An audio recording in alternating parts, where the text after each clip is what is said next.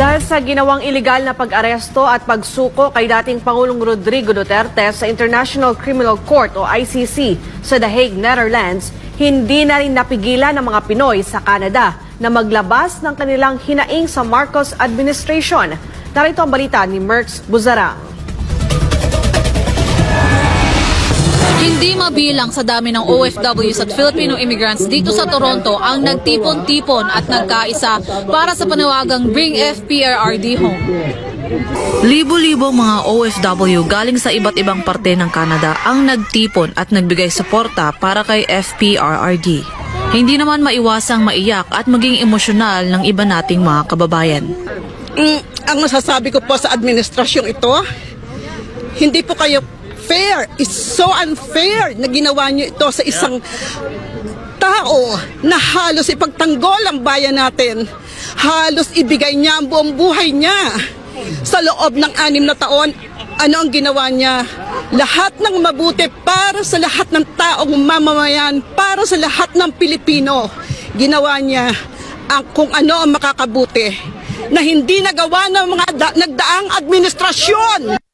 Samantala, dahil umaapaw ang mga tao, napilitang ipasara ang entrance sa park at maraming mga kababayan natin ang natikitan sa parking lot, pero ika sa karamihan sa kanila ay ito ay ayos lamang hanggat makapagsuporta sila sa dating Pangulo. Illegal ang ginawa nila at hindi maganda ang pagtrato, hindi binigyan ng due process. Nandito kami ngayon, nagkakaisa. Ipaglaban namin si Tatay Digong. Illegal po ang kanilang pag-aresto sa ating former President Tatay Digong. So, sa kabila ng kanilang pagkasinungalingan na wala daw silang involvement, pero kitang-kita naman na sila po ang nag-facilitate. Kaya sana lang po, hindi po mangyayari kay Bongbong Marcos ang ginawa niya kay Tatay Digong ngayon. So, sa lahat po ng mamamayang Pilipino, patuloy lang po nating suportahan si Tatay Digong sa ating mga panalangin.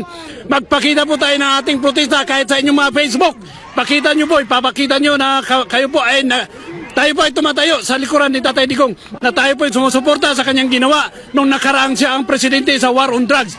Kasi po nakita po natin ang magandang resulta nito. Naging tahimik at ligtas po ang ating mga kababayan. Alam nyo, ilang araw akong hindi kompleto ang tulog sa kaisip dahil lang binoto natin yan eh.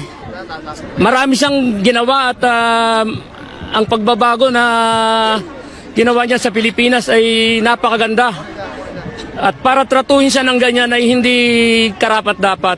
So this is a total blatant violation and a political prosecution. At sa kabila ng masamang panahon, hindi ito naging hadlang para sa ating mga kababayang Filipino na ipakita sa mundo ang suporta ng mga OFW dito sa Canada para kay Pangulong Duterte.